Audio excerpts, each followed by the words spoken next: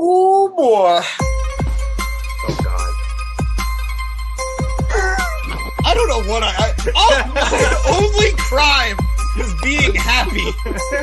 That's all I did. I hate you. Holy shit, Danny. Oh boy. Oh God. Oh my God. Happy Pokemon Day, everyone. Happy James's birthday, everyone. Shout out to Jimothy Neutron with the birthday boy. He turned 39 today, so everyone wish him a happy 39th birthday. Congrats, bud. We didn't think you'd make it this far, but here you are. But more importantly, we got to talk about wrestling because, oh my God, we have new women's tag team champions. Spoiler, I guess, but we also put a spoiler in the thumbnail. Sorry about that. I don't have control over these types of things, the powers that be, you know. But in our main event of the show, Becky Lynch and Lita defeated Damage Control, aka the Huggers from Bailey and the Huggers, for the women's tag team championships with a little assist from Trish Stratus. That is, don't get confused. It was an interesting way to end the show. Let's go Becky and Lita getting some titles, getting the tag titles going into WrestleMania. That's dope, which means that these titles are going to be part of a match that's not going to be for the titles. It's going to be that 6-person tag and that 6-woman tag, and the titles aren't going to be on the line. So I know that sounds like a bummer, but I'm sick of the Franken women team multi-tag match at Mania. Ever since they did that terrible gauntlet a couple years ago. I hate it, you know, so that I'll take that as a win, a small win. It's a harsh win at other people's expense, but we all heard the report. Triple H is trying to make this WrestleMania card more compact, smaller, shorter, more succinct. Not everyone's going to be on the card, and that sucks, but that's okay. Some of you deserve to be on the card, but it's just not in the cards to be on the card, you know, Yu-Gi-Oh cards, Pokemon cards, wrestling cards.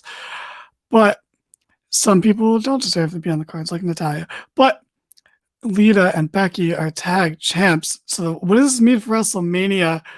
It's you think it's Bailey versus Trish? That's lame. If it is, it's got to be the 6-person tag because there's been a lot of reports around this. So there's some rumors it'll be the 6-person tag, and which was supposed to be set up back, you know, a couple weeks ago, but they kept putting it off. You know, they didn't have it happen in Canada where the roof would have blown off the place, to have it in Grand Rapids, Michigan, where the roof wasn't budging at all tonight. But you know, I also heard, and it obviously isn't going to happen because it would have been set up here, but I heard that we could have Trish versus Becky with Trish playing the heel role because that's a match she always wanted. Because there was that report that it's not going to be what you think. And Trish versus Bailey doesn't sound like it gels with that report or the other report about the 6-woman tag, but you know, whatever, we'll see. Interesting match. They got some main event. They got a good amount of time. Of course, Becky did all the work for her team. Dakota and Io, you know, split their time in the ring pretty evenly. Yeah, the text isn't really clear on that, producer boy, so I can't honestly read it. Lita deserves this. I don't care what anyone wants to say. She ended her career right this time. She's finally a 5-time champ. Yeah, sure. I don't think Lita doesn't deserve it. I have no problem with them winning this title. I'm a Becky Mark, so obviously I'm biased there. But as far as Lita goes, yeah, screw it. The tag titles aren't completely meaningless, but they're a little bit meaningless. I'm trying not to be harsh about it, but I think that Lita having a title in 2023 is fine. It's the tag titles. It's a name. It brings more recognition. You know, it's going to get that pop, like the Cardi B pop of saying, Lita and Trish, what's going on? That's eyes on the product. That's a, you know, that's a Cardiff B. I don't know what the B stands for, but obviously Cardi is short for Cardiff or cardigan, but that's a big name that's going to hype up some buzz. So that's why you put it on them, as opposed to going into Mania on Damage Control in a meaningless multi-woman, multi-team tag match, where you have your Natalia and whichever random partner she has this year, versus, I guess, Carmella and Chelsea Green, who seem to form a little bit of a team on Raw this week.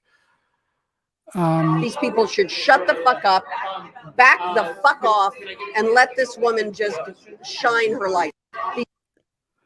I feel like there's a lot, you're showing a lot of defense of, like, why does Lita need people coming to her defense right now? Who's against this, really? Like, I don't see the problem.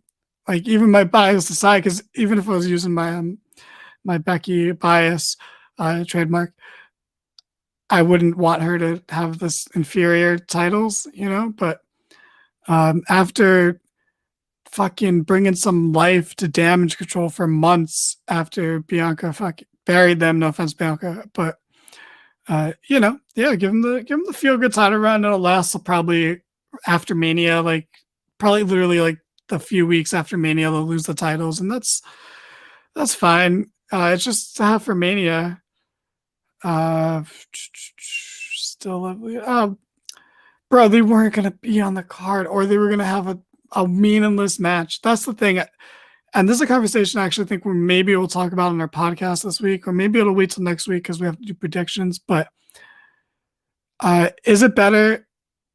And not from the wrestler's point of view, because they just want to be there, and I understand that. But is it better to have a meaningless match on the card, or to not be on the card at all? And I guess saying it out loud, it sounds obvious that it's better to have a meaningful or a meaningless match than no match. But I'd rather not. Like, you can have quality over quantity. Like, that's fine. I'd rather not have the match where I feel bad for not caring, or I just don't care at all. Like, like Madcap Moss isn't gonna have a fucking match at Mania, and good, rightfully so. But Damage Control would still be at Mania. Also, that tweet was wrong, because they're not gonna be kicked off the card. They're gonna have the 6-woman match.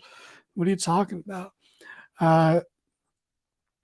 Because you need a blowout. Like, it's fine. It's a 6-woman match between these 6 is a bigger deal than defending your tag titles in a multi-woman match.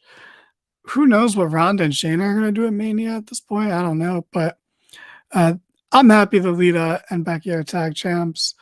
I honestly is not what I thought was gonna happen. I thought, interesting. Me, okay. Except for Michelle McCool's one of your favorites, really. Okay. I'm into it. It's something different, but I didn't think it was gonna happen. I really thought that either shenanigans were gonna. I mean, I thought shenanigans would happen no matter what, but I thought that Damage Control would reach 10, and that would set up the 6-person tag, or that Trish would pull like some sort of heel turn. Where are you finding these people? That's so interesting. We really get the spectrum of wrestling fans with these memes you pull up. Thank you, producer boy. Man, we gotta bump your pay up, man. We gotta give you a raise. We gotta put you to making $0 instead of having to pay me to do this, But the match was fine. Like, there's not much to write home about. Becky, took 90% of it for her team. She was doing the selling. She was doing most of the offense. And then, exactly, that's why I said, producer boy, we're going to, give you a raise. So you go from paying for this to, not making any money, but not paying any money. That could be the raise. But Becky did most of the work, got a hot tag to Lita, who, God bless her, Lita. Enjoy this while it lasts. It's like, the fact that you're in relatively good health considering the crazy spots you took over your career, freaking go for it. Yeah, thanks for zooming in, producer boy. Yeah, they're just celebrating as bad footage, but they seem happy. Cool. Look at that. Smiles all around. And this was one of the few times the crowd had any sort of life. They weren't the loudest, but they weren't loud for anything on this show. But they were mostly into this match, which is good, because this crowd was. Oh man, I've decided we're gonna start a segment on the Mark It Down podcast, and it's the name is a work in progress, but basically the working title is does the city deserve another show in their city? Do they deserve another show? And I'm gonna say right now, no, Grand Rapids, you don't deserve another show. Maybe you have another house show or two and try to earn it back, but you don't. No more Grand Rapids, Michigan. I'm sorry. I hate to be the executioner here, making these tough calls, these tough decisions. No, executioners don't make decisions; they just pull the lever. But nice. But yeah, you guys don't deserve.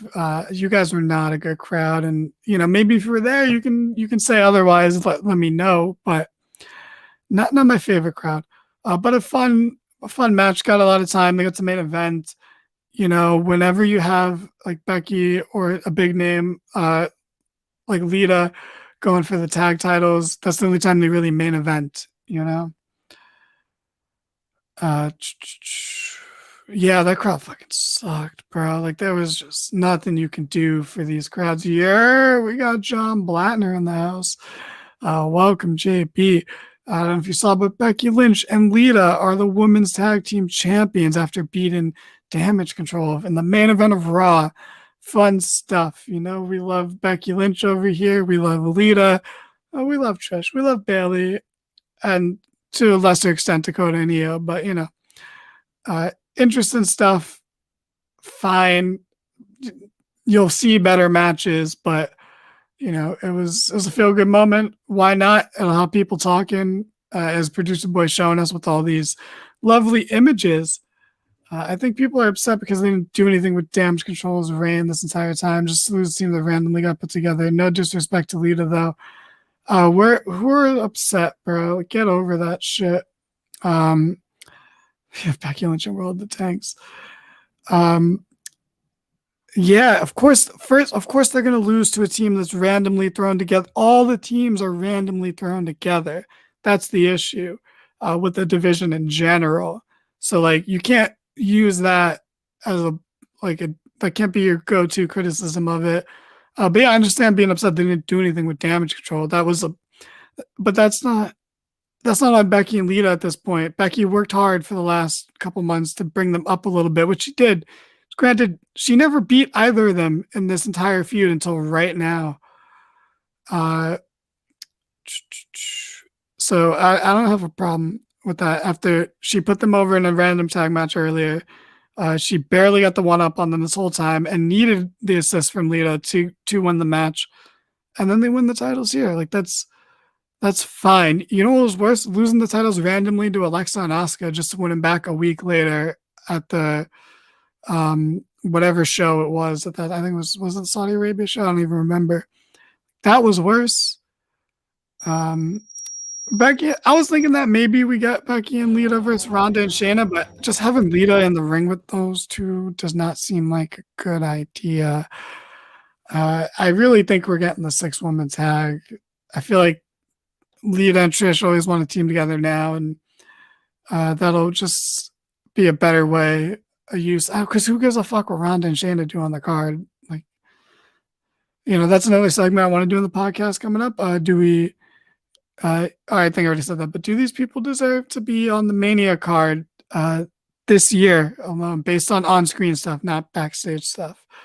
And that's a debate we can have another day, and we probably will. But yeah, any criticisms of them winning the titles, I think, are just kind of weak. There's a decent chance. I think that's what this setup is for their post-Mania feud, is having Chelsea Green and Carmella, because it could be anyone. That's the thing. It doesn't matter. Anyone can take the titles off them because it's the tag titles. So yeah, enjoy it. Let them have a little quick run. Becky was one of the people that pushed for the women's tag titles backstage in the first place years and years ago. She's never won them, and yeah, let Lita win a title. Like that tweet we had up earlier, Goldberg won a title and everyone went crazy for that shit. Yeah, the internet didn't like it, but what the fuck do we like here, man? We're the worst. Oh my god, we're the Brita of fucking fans over here. But it's fine. It's a tag title move. It's a Vince move, but he loves long reigns, but you can't have every single reign be long. You need to balance them out. You have to have some short reigns. That's why Theory fucking had the weird title, the Theory Rollins Lashley saga had title switches because he's taking chances to switch titles when he can because all the rest of them are locked down. Gunther's not losing that title anytime soon. Roman wasn't losing that title anytime soon until now. And even then, I think a lot of people are having doubts that even if Cody's going to do it. But we can have shorter title reigns in certain divisions. The Usos have been tag champs forever. You can't have every single title. Bianca's had her title for a year. You got to balance them out. Yeah. It's not saying it wasn't a purpose, but like that was a reason for a short title reign, which again means not all of them can be long, because then they're boring. If every title reign's long, it's boring. Like you got to have some of them change. Yeah, again, that's just not a good point because all the teams are randomly thrown together. And yeah, it's two legends versus two jobbers, and I love them both, but like they're, lower down on the card. Like it's totally reasonable.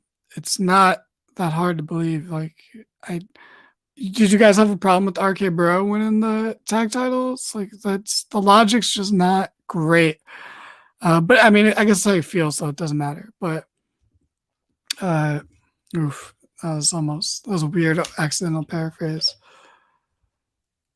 All right. Anyway, this segment's going on too long, so we're gonna go back to the top of the show. I'm happy that we have new tag champs. It's just not what I was expecting, but I don't have issue with it. It's cool. Actually, I'll take out my notes now because I've forgotten most of the show. And I'm going to tell you my notes aren't very detailed, but they opened the show with Becky and Lita walking backstage earlier in the day, setting it up. Like they did a nice job sprinkling in parts of this throughout the show to make it seem worthy of the main event, besides just having like Lita in it too, and then Jimmy and Solo come out, and Jimmy cuts a promo. He is not as good without his brother. He tried doing the Uso style promo where one of them says something, the other one basically says yes, no, yeet, in that regard. But it was not as good. It was very awkward. It was very, I don't know. He's not as, it's just because his character is the least fleshed out. And the whole point of this right now is to flesh it out a bit more and make him not, just a guy there, because everyone has a more, even so, like Solo's silent gimmick works right now, whereas Jimmy is just a guy. But, he basically says, oh, everyone thought there was cracks in the bloodline and they were cracking the bloodline, but Kevin Owens going to do it, Sam's going to do it, Cody's not going to do it. And out came the Prophets from the street for some reason. Oh my God, I'm so sorry, guys. I'm very, very thirsty. I have a little bit of cotton mouth. Don't mind me.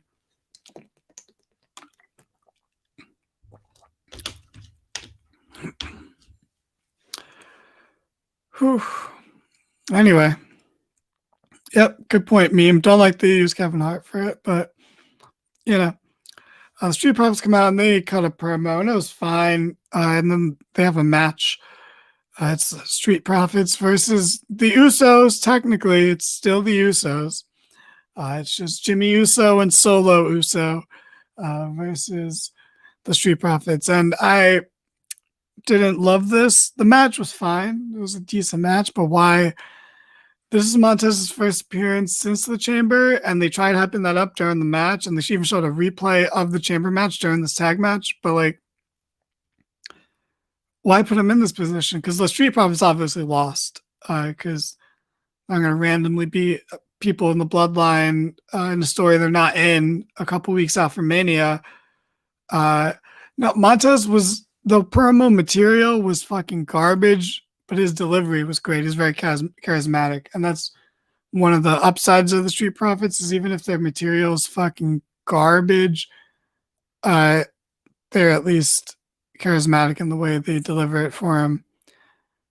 Yeah, bro, he has one promo. You're like, it's kind of corny. You're like, oh, I don't know if I think he could be the next Rock, bro. Do you not remember how the Rock started? Like, you know. But I understand what you mean. It did feel very like scripted and very like Vince era scripted. So I do agree with you there. But yeah, it's just like, bro, the dude has a star-making performance, and you're gonna have him come back so they can lose in the tag match. Like, yeah, obviously Dawkins was the one that got pinned, but why would you do that? Like, you should have them win a match. You could easily have this match be against Alpha Academy. They didn't have to be in their separate matches later on the show. There was people you could have them face that weren't the Street Profits. Like, don't break them up. Don't Enzo and Cass them. Keep them together. There's no upside in splitting them up right now, especially unless you're going to have, hey, maybe you have Montez be the one to dethrone Theory sometime after WrestleMania. Like, I'd be into that, actually. So, let's stick with that. That's what we're gonna do. We're gonna hope that Montez dethrones Theory. That's my prediction. I'm saying that first before anyone else. So, if that comes true, we're clipping this. I paused so that if we actually do have to clip that in the future, it's easier to end it, and also, again, cotton mouth.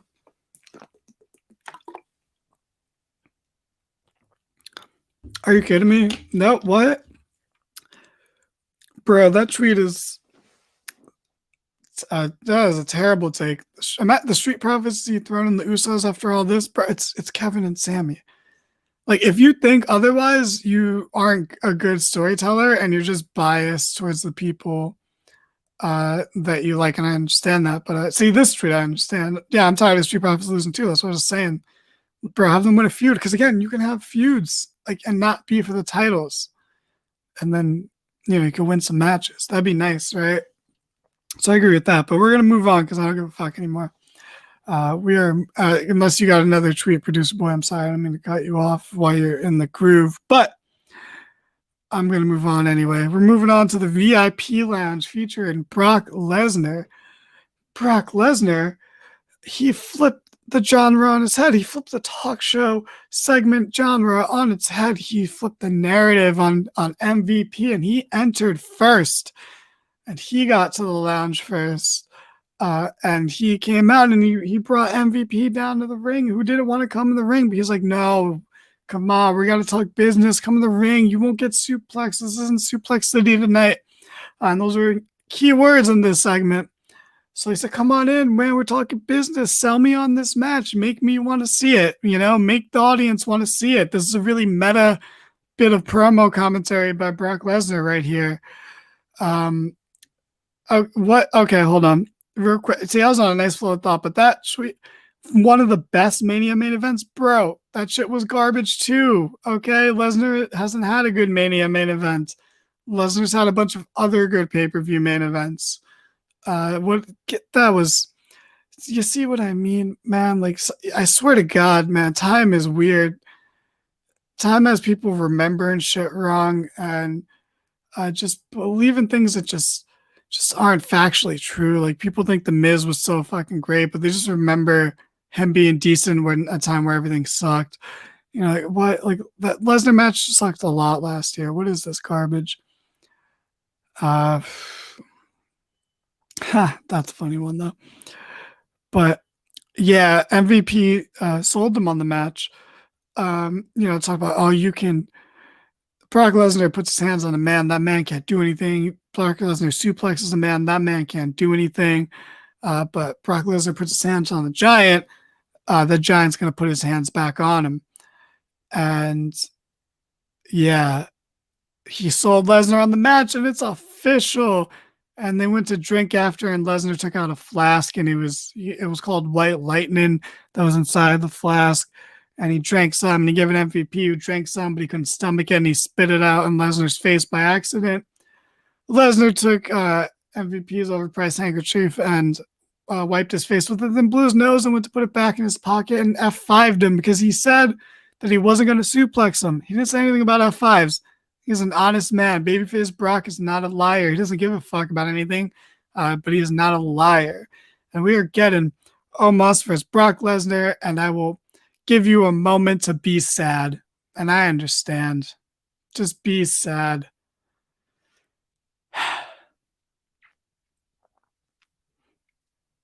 Actually, you know what? I've turned around to it. It's going to be like 4 minutes long. The entrances are going to be longer than the match, and Lesnar will hit an F5, and that will be that. You should actually be more upset about the other match that we're getting out of this, the Lashley Bray Wyatt match that we're getting. That's way worse. That is so much worse. I will argue this to the death with any one of you Scoobies who wants to argue otherwise. And I can't believe I'm saying this. Again, if we're playing that game, does this person deserve to be on the WrestleMania card? Omos does not. But I'd rather see, I can't believe I'm saying this, and maybe I'm just talking nonsense and I'm completely wrong, but I'd rather see a 3-minute Omos Lesnar match than a 10-minute Bray Wyatt Bobby Lashley match. Because that match is going to suck way more than this. This won't be a match. It'll be one spot that's delayed for a couple minutes. And I don't know if I believe that, but I spoke about it confidently, and I guess that's all that matters. Anyway, it's snowing where I am. Is it snowing where you guys are? Anyway, after that, Becky and Lita have a promo. They say they're going to win.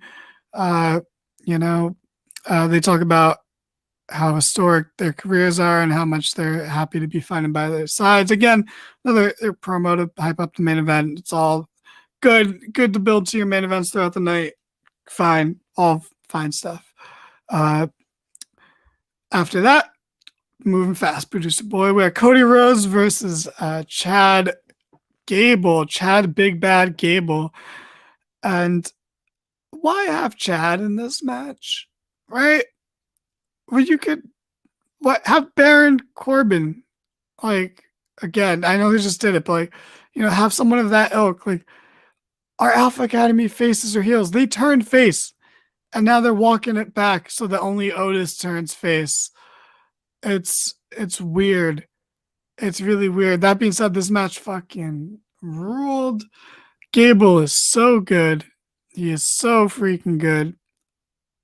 I love when this guy gets to wrestle on TV, and it feels like that's all he wants, and he gets it, and it's great almost every time. He had a really cool inverted superplex off the top rope. That was fun. That was sick. Or Cody hit it on him, but yeah. I mean, who the hell is JD from NY? But whatever. It sounds like I hate people from New York that I don't know. They're the fucking worst. But Gable had the coolest counter to the disaster kick. He caught Cody while he was bouncing on the ropes and just German suplexed him. It was so good. This match was awesome. The selling, as those tweets pointed out, were awesome. This was here we go once again. Oh, that's good. That's good. This match was so good, and of course Cody was going to win, like obviously, but I didn't make the match any less good. It's just confusing. Why is Gable in this spot? What are they? Why? Like, that's some Vince shit. Like, walking back the face turn, because they both were face a month ago after the Gauntlet match for like 2 weeks, and now they're slowly walking back. The Gable aspect to go with Otis turning face. You're welcome.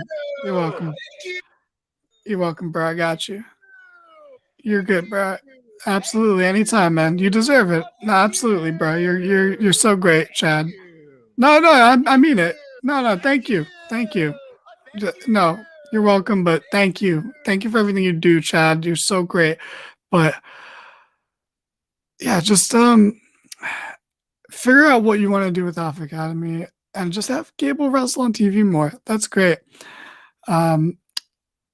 Never forget last year that them and Owens and Rollins and RK Bro had one of the best TV matches in WWE in the past decade.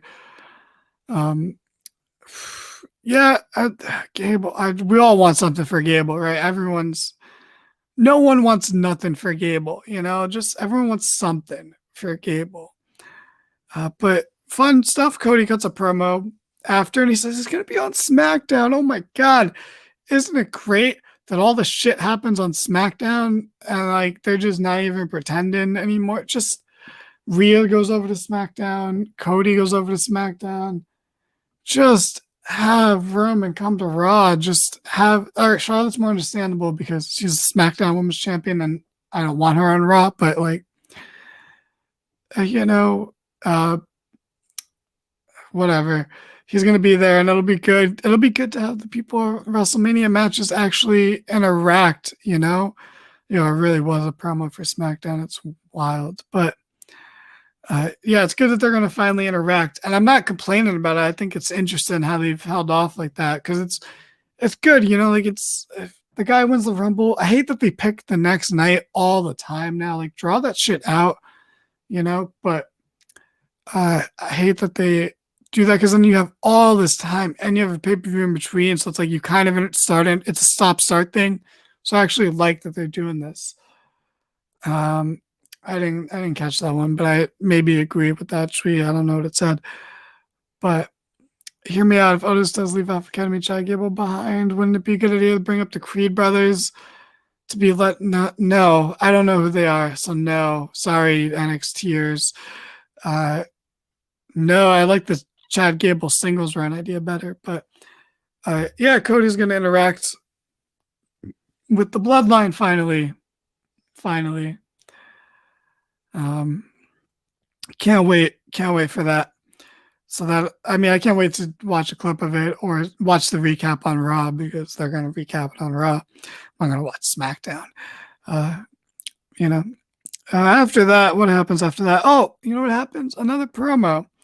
Kevin Owens has a promo. Well, technically Baron Corbin has a promo, but it's interrupted because Kevin Owens is walking backstage. By the way, I totally forgot to mention this. Beat the shit out of Jimmy Uso after the tag match to open the show. But yeah, they interrupt Corbin's promo because they want to interview Kevin instead. And it basically says, well, he's not done with the Bloodline. They still have to pay for what they did, and he's going to still take them down. And he said he doesn't need any help doing it. Wink, wink. Yeah. No, of course you don't, but yeah, buddy, you're good, Kev. You don't need help, KO. You got this all by yourself. There's no way. Yeah, this is a solo mission. Definitely, you're gonna dethrone the Usos at WrestleMania by yourself, buddy. We totally believe you. You're good. Oh, you know what? Yeah, it'll be Corbin and Kevin Owens beating the absolutely. That's the issue. I like that it was Kevin Owens after Kevin Owens was the only one who felt bad for Corbin when he was broke. But you know what happened after this promo? Another promo for the Judgment Day, who promoted SmackDown because Rhea's going to fight Liv on SmackDown. And then Rhea's going to go face-to-face with his dad again on SmackDown. That was the subtitle of this week's Raw, on SmackDown. Was it during this promo or was it during the Gargano promo where Judgment Day interrupted and buried him? Or I'm getting everything conflated. This is how tired I was during Raw. Oh no. Yeah, no, it wasn't this promo. It was later on when Gargano got buried, in your opinion. No, this was just a promo where they talked about what they're going to do on SmackDown, where Damian Priest was dressed like a nun, which is weird. I love Damian Priest's voice, but then the way he dresses is silly sometimes, and it's funny. But yeah, they basically said, oh, Edge, we're not done with you. Charlotte, you're not scared. You're accepting of what's going to happen, which was a nice little line. And then Dom said, yeah, he's going to confront his dad. He's going to confront, yeah, go get him, Dom. Go get him, Dom. Dads are bad people. Kill all dads. Dads are assholes. Don't have dads. If you have the choice, don't have a dad. Yeah, that's true. I mean, it's hey, he had a 10-month feud with Randy Orton because of injury, and Cody's only feuded with one person until now, so that's just what happens. But yeah, so the Judgment Day promo's fine, whatever. But after this promo, finally, we had another promo. Otis is backstage outside the trainer's room waiting for status on Gable after he sold like fucking hell for Cody. And Maximum Male Models came up to him and were like, "Hey, man, let's why don't you have a match? It would be at ringside." And Otis was kind of funny. It was like it's like Adam Pearce, and they started yelling for Adam Pearce and to get a match. It was kind of funny. Otis is great. This is gonna be whatever's gonna come out of this is gonna be great lower card stuff. All fun and games here. We have no issues with this. It was a good way to use Otis. Give him money in the bank again. Fuck it. After this, finally, we actually did have a match. It was Asuka versus Carmella, Ella. And this match went way too long. Asuka should be killing people in this build because this build is a lot weaker than the Charlotte Rhea build, which is sad because, it should be Rhea Bianca, but we're coming to peace with that. We're accepting of it. But yeah, she's having too competitive of matches with people where she should just be squashing people at this point to hype up the new character and to make her seem more vicious, to make it seem like Bianca's facing insurmountable odds. Where at this point, it's like, is Asuka even going to win in Mania? Like, I wouldn't be surprised if she just lost. That just make you want to get up and bust a motherfucking move. I disagree. I don't like the remix of her song. I don't like any of the remixes of people's songs that have been coming out lately. Like the originals were so much better. Carmella hasn't had a good theme since the original Fabulous. Asuka's original theme was better. Gargano's the original version of Rebel Heart's way better. It's man, whoever's doing the music now they're no Jim Johnston and they're no CFO Money. Like I feel like CFO Money got a bad rap. Whatever their name was, CFO Dollars. I don't know how to say their name, but yeah, the match was fine. Just I would have Asuka win more dominantly, but they're doing Carmella's the Reggie of this feud. Like Reggie was the focal point of the Sasha Bianca feud. That's, I guess, what Carmella's going to be for the next couple of weeks because she pushed Asuka into Bianca after the match because they were cutting promos. And so she's going to have a match with Bianca next week. So fine. Like, that's a good way. Just give them wins. I think they can. But I think we should temper our expectations for that match. I think it's gonna not get the time we want, and it'll almost be like Asuka versus Rhea Ripley a couple years ago, where we thought it could have been a lot better than it was. It won't be bad. It just won't be as good as we think it's gonna be. I don't know. Just go into it with tempered expectations, so that it's they're either blown away or you're understanding. 20-minute promos. I think what people expect. First of all, Asuka's a better promo than like half the people on the roster, but anyway, fun, not super fun stuff. Again, I just firmly believe Asuka should be killing people until Mania, but that's just me. Also, her submission isn't conducive to good visual tap outs because the ref keeps missing them. Like the ref is looking at the person's face and the girl's always tapping with like her dainty wrist because it's in a position where it can't our whole arm can't move. And the ref always misses it. And it just kills the pop at the end of the match. It's a great story between,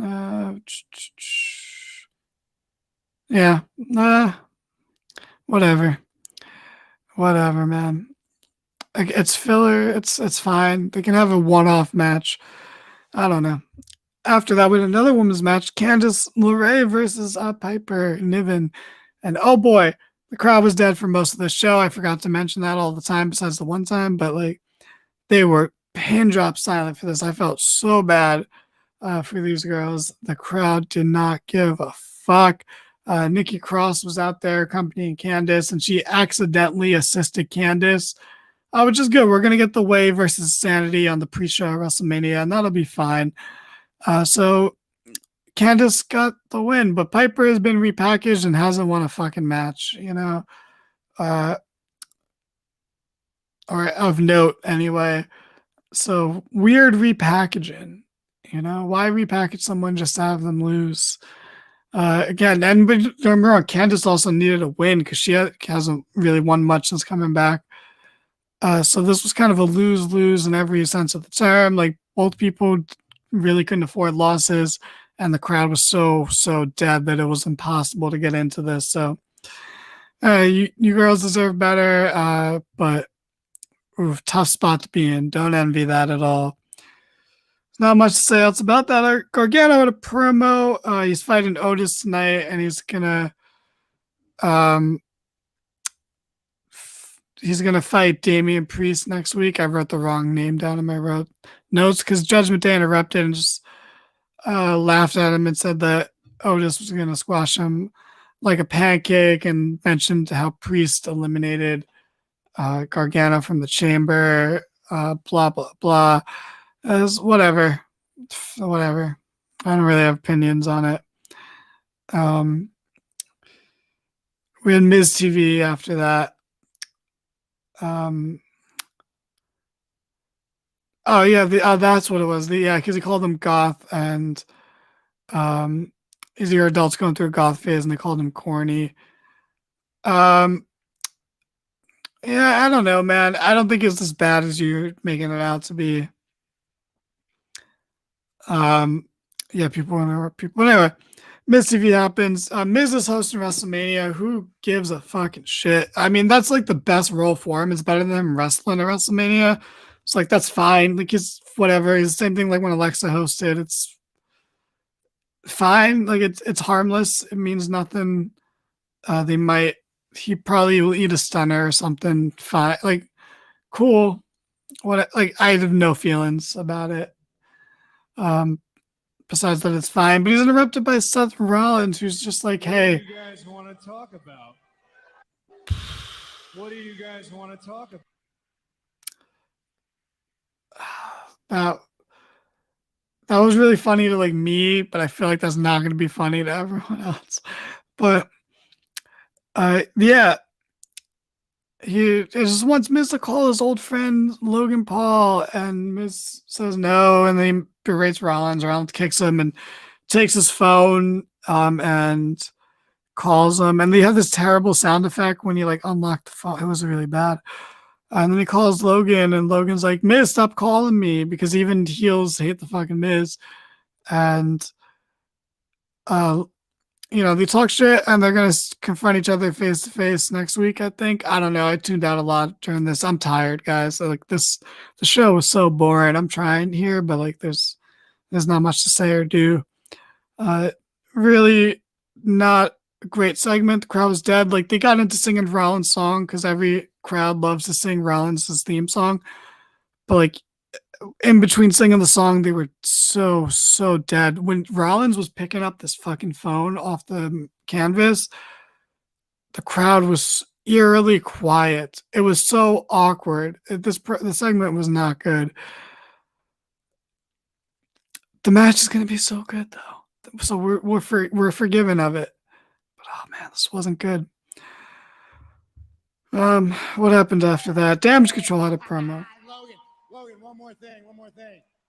Bye-bye, bitch. Bro, what fucking simp of a fanboy made that tweet with the verified account? Cinema? Bro, that was terrible. That was corny. Also, he didn't hang up, so it's not really. He could have still heard Logan, and Logan could still heard him, because he just dropped the phone. He never hit the screen to hang up. So like, come on, bro. Like, just such small details, man. But continuity, that wasn't. Whoever tweeted that, they're doing that for clout, bro. That's some bullshit. That's gonna be great. This is gonna be the best match on the card, but like, this was a terrible segment. It doesn't mean the match is gonna be any less good. But yeah, whatever. Moving on. Damage Control had a promo. It was fine. Again, just hyping up the main event. Good stuff. Again, I like when you have that instead of having a main event that was made on the show. It's nice to have a main event that was, made in advance and then built to throughout the show. It's good stuff. And then after that, another promo, because it's just promo after promo after promo, and one fucking banging match between Gable and Cody. But Theory cut a promo after the Damage Control promo saying everyone is gonna, Damage Control's great, but why aren't you talking to me? Where's the respect? It's like everyone's talking about John Cena. Bro, not a single fucking soul on this planet, in this fucking WWE universe, we're talking about John Cena. No one even on the show was talking about John Cena. And like, this is so forced. And like, again, it'll be cool. Like, it'll be good. I'm sure it's going to be a good match. But like, there's like such forced conflict. Like, it's not good. It's not well written. I cannot believe Theory's beef with Cena, because there is no beef. There's nothing. It's fucking, I don't know. Maybe I'm just wrong on this one, but like, I didn't think this was like, this is a good selling. But why does he care? And no one's talking about Cena, but whatever. Lashley is here. I don't care. Do you guys want to call it early? Like, Lashley's here, but on the Titantron, the Muscle Man music video plays, but with photos of Bobby cut into it. So that was fine. I don't want to see this match, man. It's gonna be worse. It's gonna be the worst match of the weekend. I'm calling it now. I don't want to see it. I hope it's not happening. I don't think so. I don't think the beginning of Lashley's entrance is cool. I think that's kind of corny. But whatever. We got Gargano versus Otis. Crowd is dead. Gargano won. Cool. Gargano got a win, which is good. The person who had a good show in an Elimination Chamber should win the match, right? That's why Montez Ford and the Street Profits shouldn't have been in that match earlier. But whatever. Heyman cut a promo. Cool. I don't care. Guys, I'm checking out. The show is fine. I mean, it wasn't fine. It was bad. But, main event was cool. The Cody Gable match was great. Everything else did not matter at all and was nothing. It was a whole bunch of nothing, surrounded by nothing, followed by nothing, with one great match and a fun match. Almost sandwiching it together. Probably the worst Raw of the year, which is, a hyperbolic truth. Like, it is the truth, but we're 2 months into the year, so it's not that big of a deal. So like, that's where the hyperbole comes in. But it is true, technically, that I think this was the worst Raw of the year. So whatever, guys. Eat vegetables, get your protein in. Don't drink and drive. Be nice to animals. Oh, actually, I'll just say one thing real quick before we throw to the ending video. But like, I just want to point out, and now that James's birthday is over, Lita is a tag champ in 2023, and the Hardy Boys will not be tag champs in 2023 because they don't deserve it. Lita deserves to be a tag champ in 2023 more than Jeff Hardy deserves to even be able to wrestle in 2023. Happy birthday, James. Peace.